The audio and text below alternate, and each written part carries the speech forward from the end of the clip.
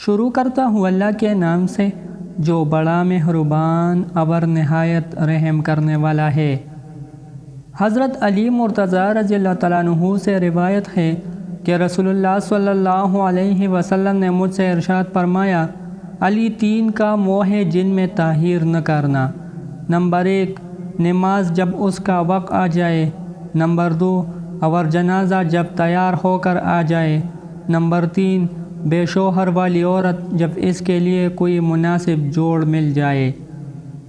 حضرت ابو ذر غفاری رضی اللہ تعالیٰ عنہ فرماتے ہیں کہ رسول اللہ صلی اللہ علیہ وسلم نے مجھ سے فرمایا، تمہارا کیا حال ہوگا اور کیا رویہ ہوگا جب ایسے غلط کار اور خدا ناترس لوگ تم پر حکمران ہوگے جو نماز کو مردہ اور بے روح کرے گے، یعنی ان کی نمازیں خشوع و وضو اور آداب کے اہتمام نہ ہونے کی وجہ سے بے روح ہوگی، یا وہ نمازوں کو ان کے صحیح وقت کے بعد پڑھیں گے۔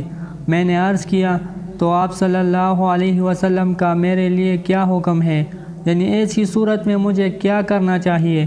آپ صلی اللہ علیہ وسلم نے فرمایا، تم وقت آ جانے پر اپنی نماز پڑھ لو، اس کے بعد اگر ان کے ساتھ نماز پڑھنے کا موقع آئے تو ان کے ساتھ پڑھ لو، یہ تمہارے لیے نفل ہو جائے گی۔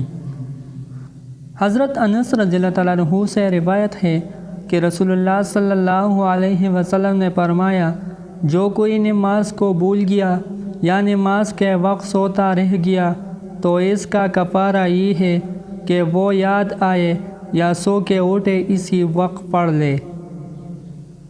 دوستو، اللہ جل جلالہ ہمیں صحیح طریقے پر نماز ادا کرنے کی توفیق عطا فرمائے۔